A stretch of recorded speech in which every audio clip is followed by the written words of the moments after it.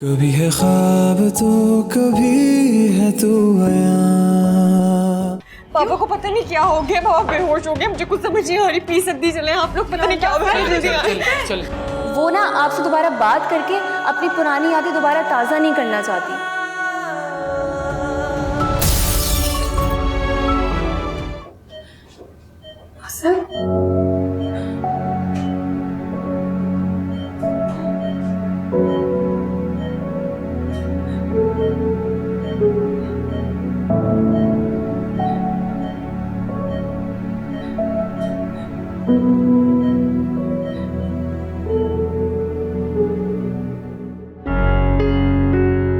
वो यूं आ जा रही है, अगर असद उसे बरगला के कहीं नहीं गया तो हम मुंह दिखाने के काबिल नहीं रहेंगे। और जो उसकी कंडीशन है उसमें गलती हो सकती है उससे, मगर हमें उसके मुस्तकबिल के लिए सोचना पड़ेगा जावेद, और कुछ सख्त फैसले भी करने पड़ेंगे। चाय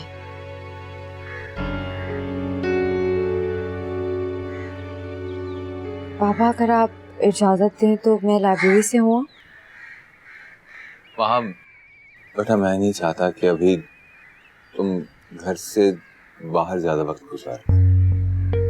एक तो मेरी तबीयत सही नहीं, और दूसरा तुम्हारे जाते ही अजीब सी बेचैनी शुरू हो जाती है बेटा। ठीक है बाबा, मैं नहीं चाहती आज।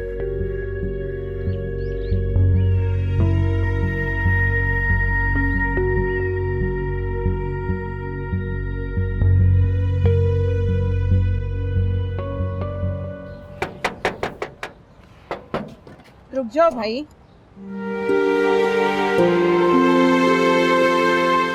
सरफराज, मेरे बच्चे, तुम्हें देखने के लिए तो आगे तरस गई थी बेटा। हम तो समझे थे कि वकील ने हमें धोखा दिया है, लेकिन नहीं, अल्लाह का शुक्र है तुम आ गए बेटा। हाँ माँ, खुदा ने तेरी सुन ली है माँ। तेरा बेटा जेल से आ गया है माँ। माँ जितने दिन भी जेल में रहा, सूली पे ही लटका रहा माँ।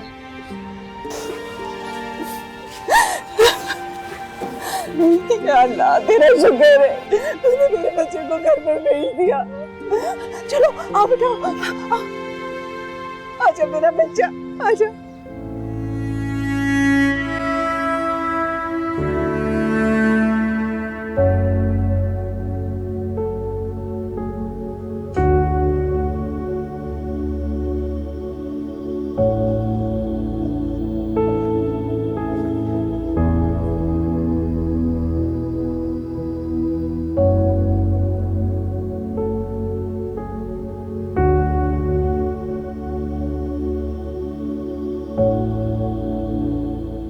आर्या, सारी रात से जाग रही हो तुम। मेरी मानो कुछ देर के लिए घर चली जाओ, आराम कर लो। अब तो चलोगी ना घर? असद को जब तक होश नहीं आ जाता है नजीब, मैं कहीं नहीं जाऊंगी।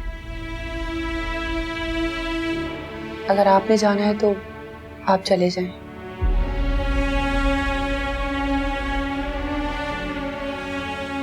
मैं जाकर क्या करूंगा? खाली घर मुझे काट खाने को दौड़ता। आर्या, जिस मकान को तुमने घर बनाया था वो दोबारा मकान बन चुका। बस हर तरफ दीवारें ही दीवारें, जिंदगी नहीं।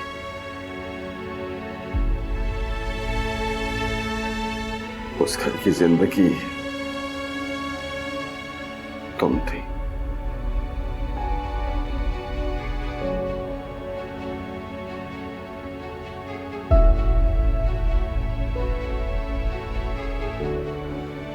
मैं तुम्हारे लिए कुछ खाने को लाता हूं।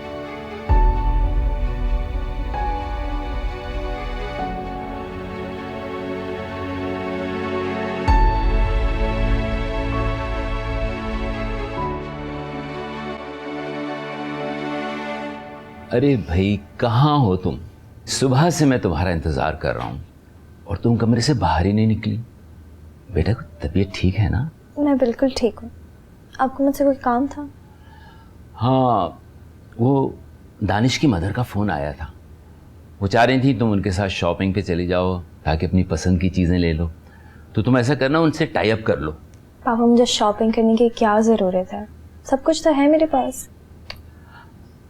ठीक है बेटा, तुम्हें ज़रूरत नहीं है तो उनकी खुशी की खातिर चली जाओ। पापा, मेरा ऑफिस में बहुत सारा काम है। मैं उनकी खुशी के लिए भी ना वक्त नहीं निकाल सकती। मैं नहीं जाऊँगी। ऐसी बातें मत करो, कल तुम्हारी एंगेजमेंट है। तुम सब काम छोड़ो, एंगेजमेंट की तैयारी करो। अच्छा ठीक है, अगर इस बात में आपकी खुशी है तो फिर मैं चली जाऊंगी। ओके, आई कॉल देम जब मैं फ्री हो जाऊंगी। That's like a good girl.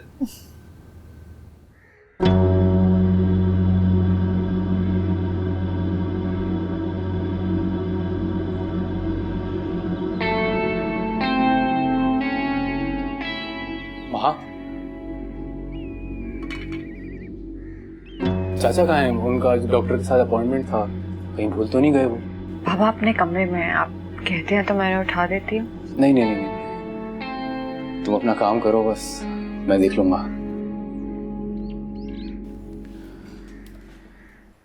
अच्छा महा,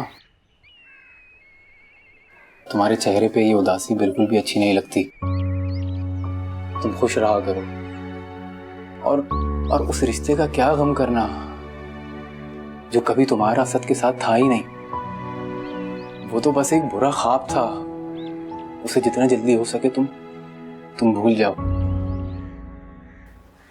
मैं बस तुम्हें खुश देखना चाहता हूँ माँ। मैं ठीक हूँ, आपको मेरी फिक्र करने की जरूरत नहीं है। इतना बेइज्जत नहीं हूँ माँ मैं कि तुम इस हाल में देखकर भी परेशान नहीं हो। और अगर मैं तुम्हारी फिक्र नहीं करूंगा तो फिर कौन करेगा माँ?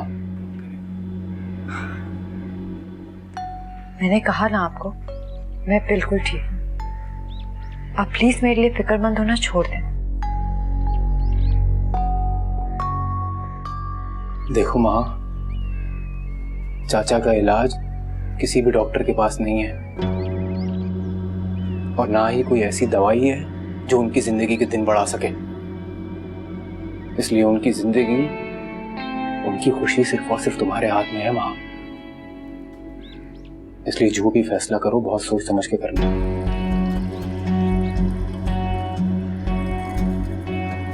चलो मैं चाचा को डॉक्टर के पास ले जाता हूँ, तुम अपना काम करो।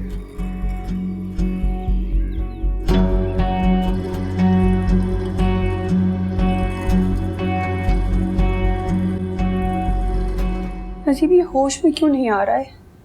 मुझसे कुछ बात ही नहीं कर रहा है। मुझे ऐसा लग रहा है ये अब तक मुझसे नाराज है। नहीं मारिया, असद तुमसे नाराज नहीं है, ये तो मुझसे नाराज है। मैं हूं अपने बेटे का मुजरिम। मेरी वजह से ही इसकी सारी खुशियां छिनी हैं।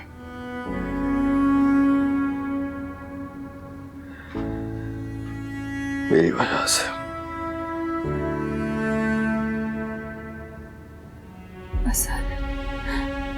असद, मेरा बच्चा, आंखें खोलो, मुझसे बात तो करो असद। हाँ जी असद, बेटा, असद,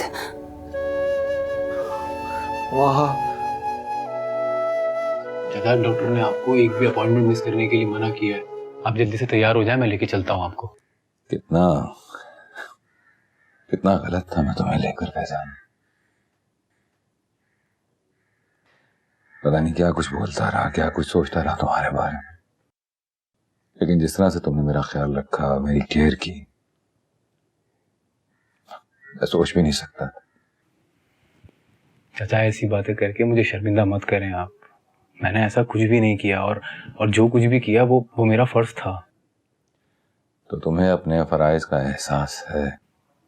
हाँ चाचा, मैं तो बस अपने उन गुनाहों का कफारा अदा कर रहा हूँ जो मुझसे अनजाने में हो गए। मैं वाकई बहुत शर्मिंदा हूँ चाचा, और मैं पूरी कोशिश कर रहा हूँ कि अपनी गलतियों को ठीक किया जाए। कुछ गलतियां ऐसी होती हैं फैजान बेटा, जिनका कोई मदावा नहीं होता। काश मैंने माहा की शादी असद से ना की होती। इंसान अगर गलती ना करे चाचा, तो फिर इंसानों में और फरिश्तों में क्या फर्क रह जाएगा?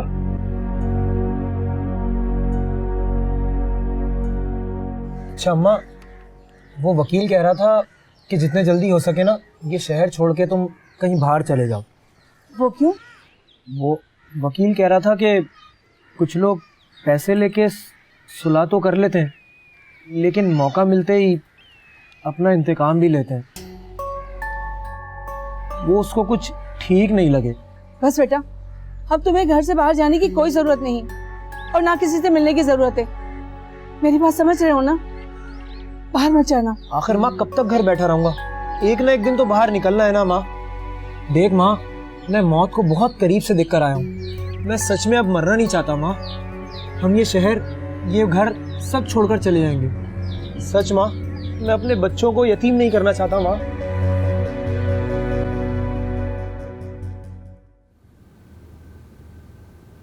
ये तुम किस खुशी में इतना तैयार हो रही हो? अब कहाँ जाने की तैयारी है? अम्मी मैं तैयार तो नहीं हुई, मैं तो बस अपनी अंदर की लड़की को जिंदा रखने की कोशिश कर रही हूँ, जिसका इस घर की दीवारों में दम घुटने लगा है। ये क्या ऊट-पटांग बातें कर रही हो? दिमाग दुरुस्त नहीं है लगता है तुम्हारा। अम्मी आपको ना मेरी बातें कभी भी नहीं समझ आने वाली, इसीलिए आप रहने दें और वो बताएं किस काम के लिए आप यहाँ आई हैं। हाँ, मैं आई थी, फैजान को ढूंढ रही थी कि वो कहाँ है। अभी तो यही था, मुझे उसके साथ बाजार जाना है। अच्छा, पूछ तो आप ऐसे रही हैं जैसे आपको जानती नहीं है। क्या हो गया है? क्या जानती हूँ मैं? अरे वो आजकल चच्चा की खिदमतों में लगे हुए हैं ना, अभी भी शायद वो चच्चा को डॉक्टर के पास लेकर गए। पता नहीं ये लड़का कब सुधरेगा। क्यों? और कितना सुधरेगा मेरा भाई? तीर की तरह तो सीधा हो गया है। अम्मी कसम से मुझे ना कभी कभार यकीन नहीं होता कि ये वही फैजान भाई है जो छोटी छोटी सी बातों पे मरने मारने पर तुल जाते थे, और अब देखें चच्चा को जूते तक खुद पहनाता है अब। जानती हूँ, बहुत अच्छी तरह जानती हूँ कि वो क्यों इतना सीधा बना फिरता है। उसकी गलत फहमी ना मैं बहुत जल्दी दूर कर दूंगी, देख लेना तुम। वो जो माँ से शादी करने के ख्वाब देख रहा है ना, वो मैं कभी पूरे होने नहीं दूंगी। कैसे एक बच्चे की माँ को मैं अपनी बहू बना लूंगी? नहीं, हरगिज़ नहीं। जब भाई को कोई एतराज नहीं है तो आप क्यों बिला वजह इतना एतराज कर रही है? भाई उनकी शादी करा और खत्म करे ये मसला। कब तक भाई के शादी के चर्चे इस घर में होते रहेंगे? कैसे बहू बना लूं ऐसी लड़की को जो पहले से किसी और के बच्चे की माँ बनने वाली है? सारी जिंदगी माँ उस बच्चे में असद को याद करती रहेगी, और मेरा बेटा ये सब देखकर कुड़ता रहेगा। मैं ऐसा नहीं होने दूंगी।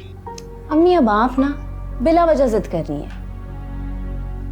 सुने, जब तक माहा की शादी नहीं हो जाती तब तक असद किसी भी लड़की के बारे में नहीं सोचेगा, और मैं चाहती हूँ कि वो जल्द से जल्द माहा के नाम की बेड़ियां उतार के फेंक दे।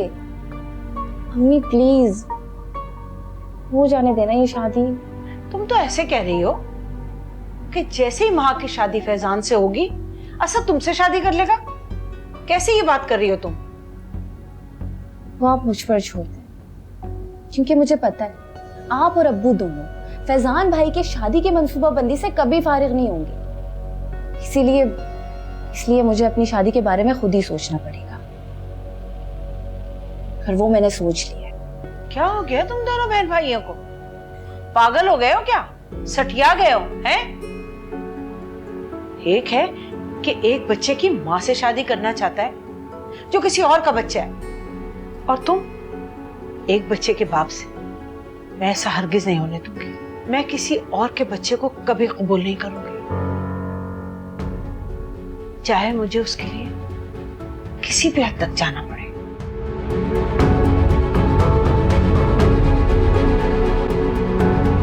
आप ये घर छोड़ के चली गई थी ना, फिर वापस क्यों आई?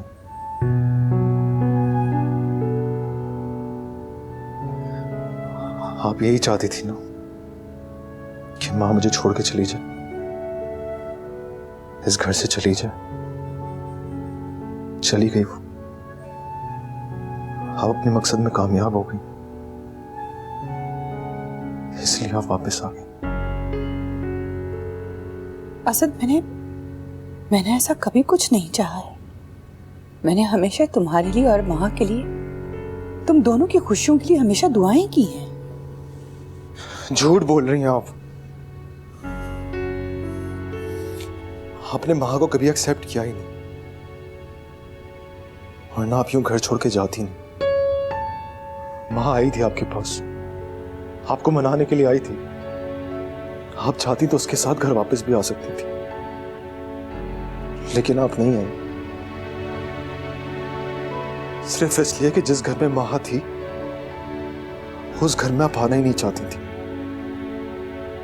मुझे अब आपकी जरूरत नहीं है, आप चली जाए यहां से।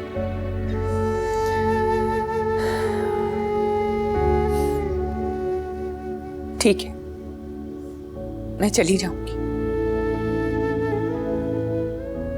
जैसे ही तुम्हारे जख्म ठीक होंगे मैं चली जाऊंगी यहां से।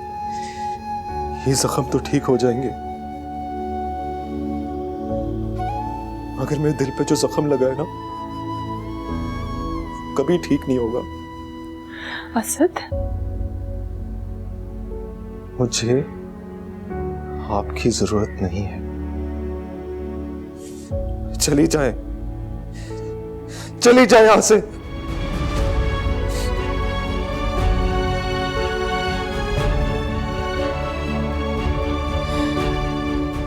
मैं जानती हूं कि तुम्हें मेरी जरूरत नहीं है, लेकिन असद, मुझे तुम्हारी हमेशा जरूरत रहेगी, हमेशा।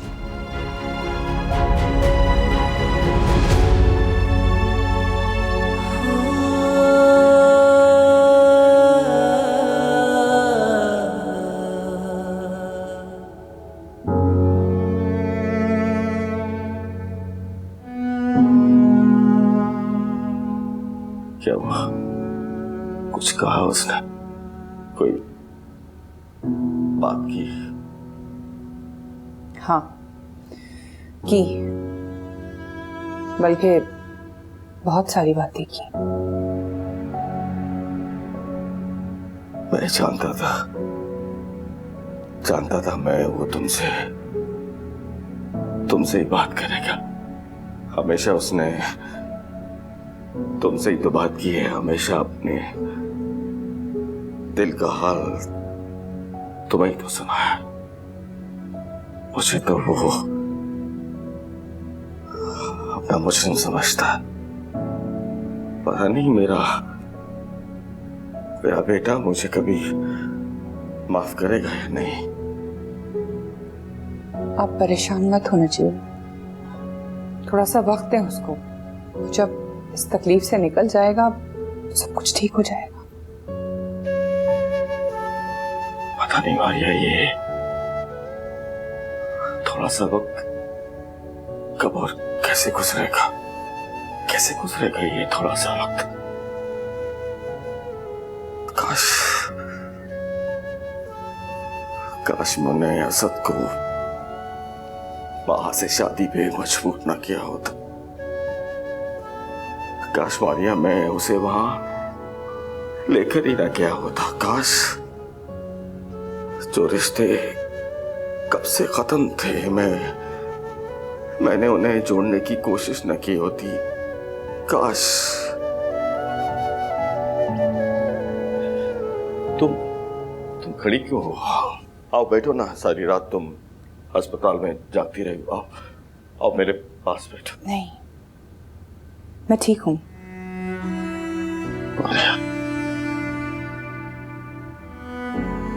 अब भी नाराज हो मुझसे? मेरा ख्याल से मुझे काफी वक्त हो गया है, अब वापस हॉस्टल जाना चाहिए। क्या? वापस? उसे सिर्फ तुम्हारी जरूरत है, सिर्फ तुम्हारी। तुम ही उसे संभाल सकती हो, उसे और किसी की जरूरत नहीं है। हमेशा उसने हर चीज तुमसे डिस्कस की है। अपने बेटे को संभाल लो मारिया, प्लीज अपने बेटे को संभाल लो।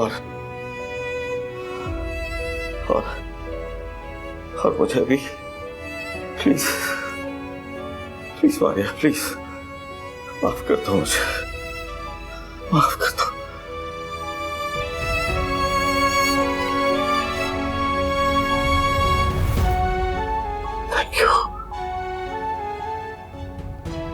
Thank you Maria.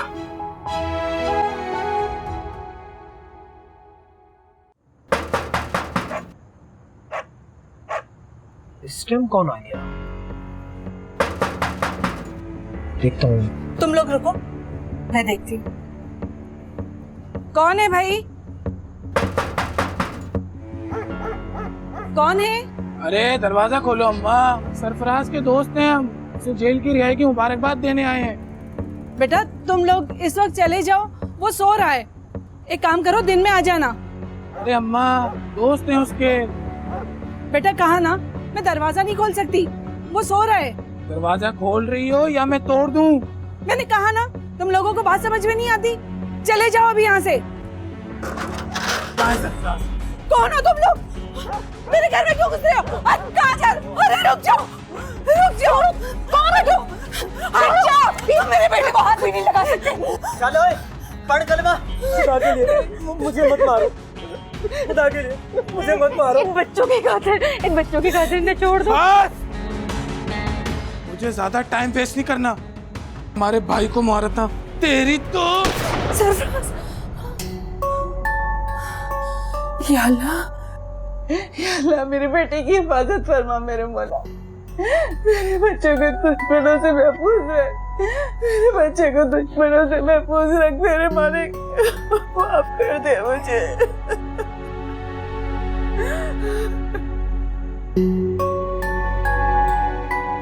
दो मासूम बच्चों की जिंदगी बर्बाद करके अपने बेटे की खुशी मांग रही है। कैसे मिलेगी तुझे अपने बेटे की खुशी? कभी नहीं मिलेगी, कभी नहीं मिलेगी।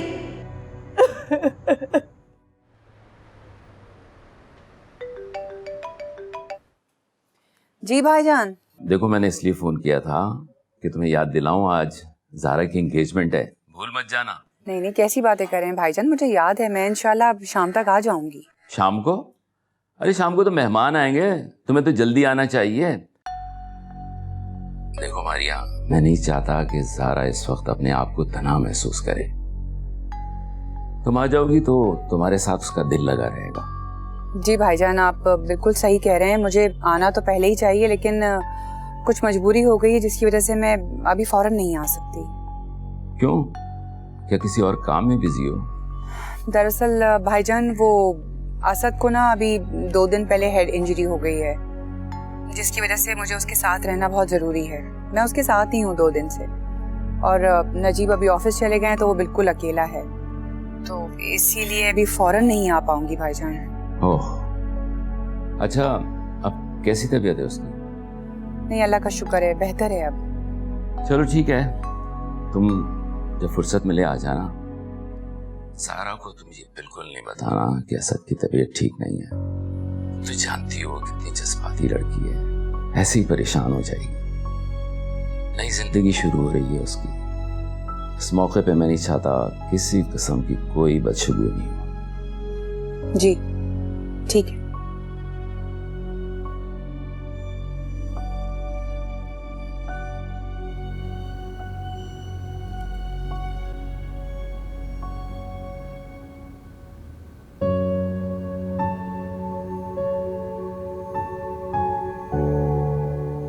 वहां अगर खाओ पियोगी नहीं बेटा तो बीमार पड़ जाओगी।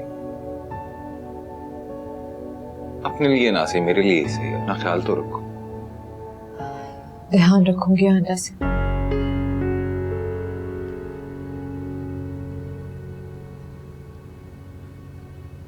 बाजी को भूल कर बेटा आगे का सोचो। आसान नहीं है इतनी जल्दी सब कुछ भूलना। जीना भी तो इतना आसान नहीं है, लेकिन फिर भी जीना तो पड़ता है। माँ तुम्हें इस तरह बेआसरा छोड़कर अगर मैं मर गया तो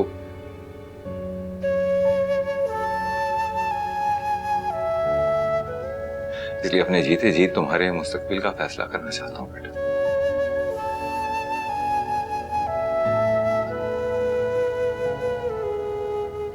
तुम समझ रही हो ना? इससे आगे कुछ नहीं कह सकता। पापा, क्या असद से मेरा वाकई रिश्ता खत्म हो गया? क्या मैं अब कभी उनसे नहीं मिलूंगी? नहीं।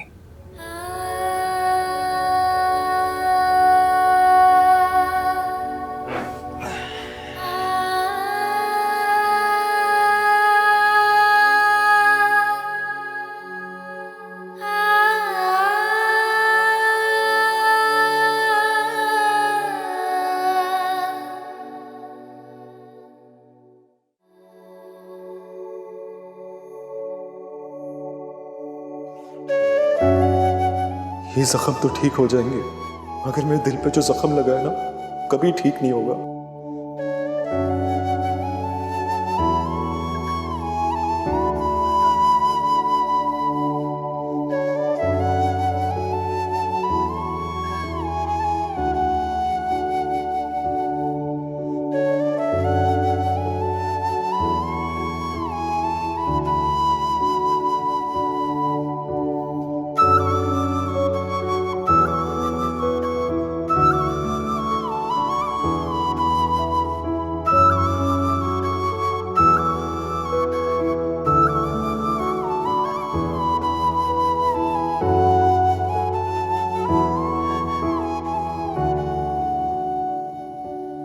आप तो कुछ दिनों तक चले जाएंगे। तो कोई बात नहीं, मैं चला जाऊंगा, तुम यहाँ बैठ के मुझे याद किया करना। आप तो ऐसे कह रहे हैं जैसे मैं सारी जिंदगी यहीं रहूंगी। कुछ ही दिनों की तो बात है, मैं आपके पास आ जाऊंगी। अगर तुम नहीं आई तो मैं यहाँ आ जाऊंगा तुम्हारे पास। सच कह रहे हैं आप? यकीन नहीं है मुझ पे?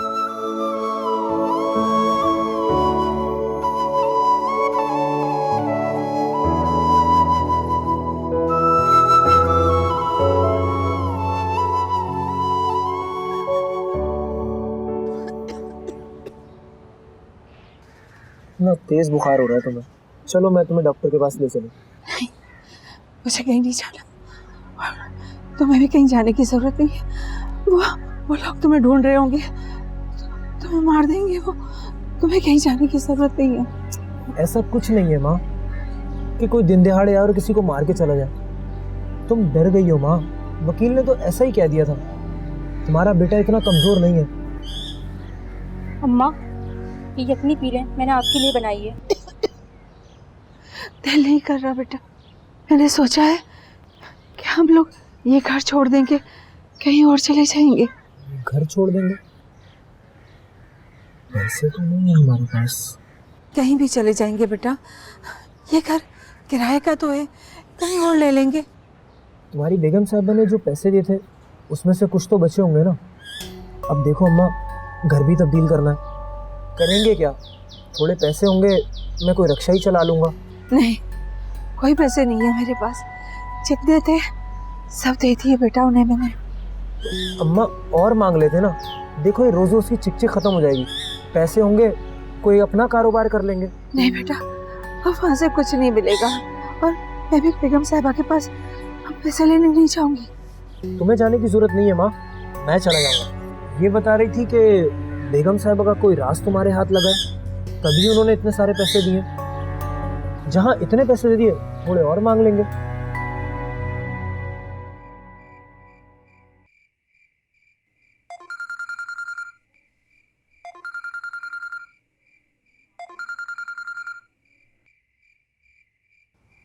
हेलो। वैसे बहुत ही बेपरवाह इंसान है आप। एक बार भी मुझे कॉल करके नहीं पूछा। हर बार मैं ही कॉल करती रहती हूँ आपको। मैं क्यों कॉल करूंगा आपको? अरे क्यों नहीं करेंगे आप मुझे कॉल? मुझे आपकी हर वक्त फिक्र रहती है असद। आप बेशक मुझसे मेरा ना पूछें, लेकिन 1 मिनट की कॉल करके अपनी खैरियत तो बता सकते हैं ना। ये इतना भी नहीं कर सकते आप। अच्छा अच्छा चले छोड़े, आप मेरी कॉल सुन लेते हैं, मेरे लिए यही बहुत है। मैं ये सोच के अभी कॉल पिक कर लेता हूँ कि शायद आप मेरी माँ से बात करा देंगे, मगर मुझे हमेशा मायूसी होती है। मैं तो रोज कोशिश करती हूँ असद कि मैं उसे मना लूं, लेकिन वो मेरी बात माने तो तब ना। वो तो आपका नाम सुनते ही गुस्सा हो जाती है। और आपको पता है कल उसने क्या किया? उसने मुझसे कहा कि अगर मैंने दोबारा आपका नाम उसके सामने लिया तो वो अपने घर के दरवाजे मेरे लिए हमेशा बंद कर देगी। अब तो ऐसी हालत में मैं क्या करूं असद, आप मुझे बताएं। अब आपको पता है उसने आज क्या किया? फैजान भाई के सामने मेरी शिकायत लगा दी कि मैं आपका नाम लेकर उसे रोज परेशान करती हूँ। तो शुक्र है वक्त पर अब्बू आ गए, वरना तो फैजान भाई मेरी जान ले लेते। आपको तो पता है ना फैजान भाई का गुस्सा। और असद आपको पता है फैजान भाई और माहा ने तो जैसे अपनी अलग पार्टी ही बना ली है, हर वक्त साथ रहते हैं।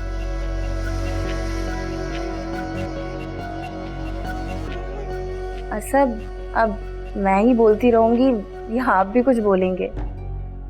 अच्छा चले इतना तो बता दे कि आप ठीक तो है ना? मैं ठीक हूँ। अरे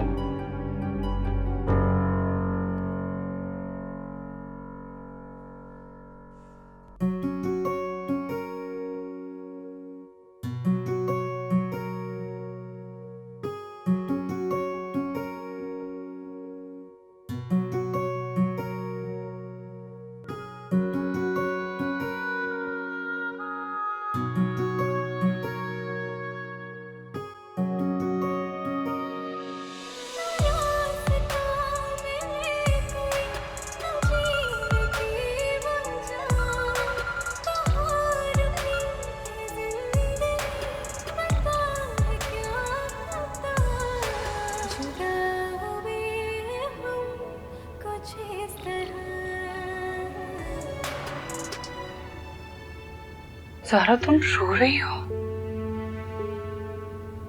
देखो मेरी जान, आज खुशी का मौका है।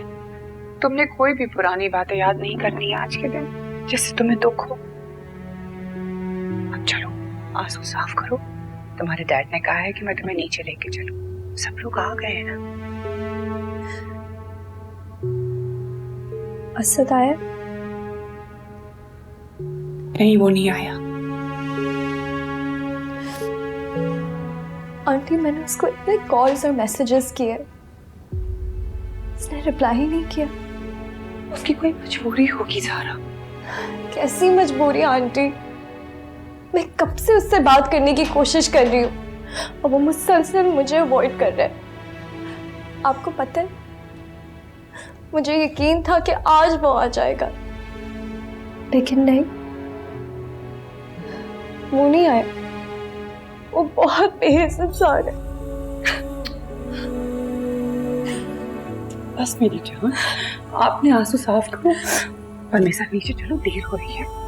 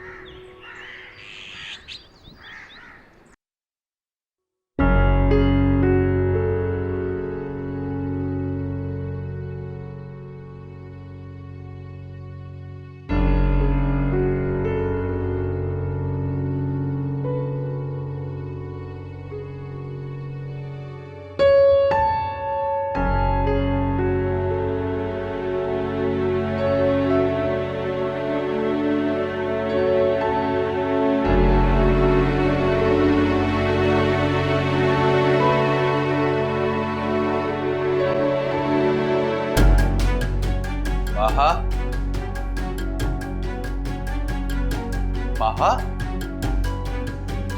महा, महा, महा क्या हुआ बेटा? महा,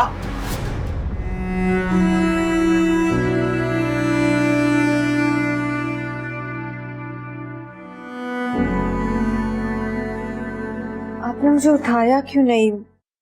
आप ऑफिस के लिए लेट हो गए होंगे। मैं अभी आपके लिए नाश्ता बनाती हूँ।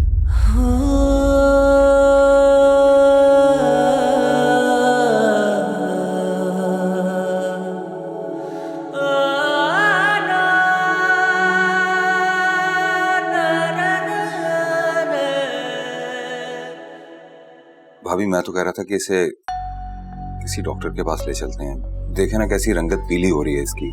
ऐसी हालत में इस तरह की कमजोरी हो जाती है, तुम फिक्र ना करो। वैसे भी अपना कौन सा ख्याल रखती है, ना कुछ खाती है ना पीती है। मुझसे जो हो सकता है मैं तो करने की कोशिश करता हूँ।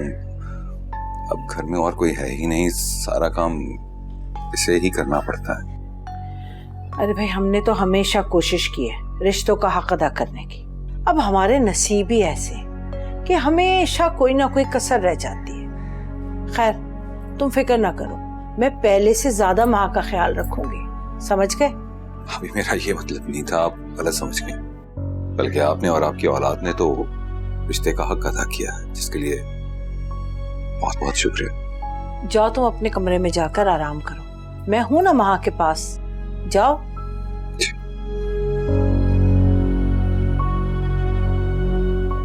कुछ खाने को लेकर आऊं तुम्हारे लिए?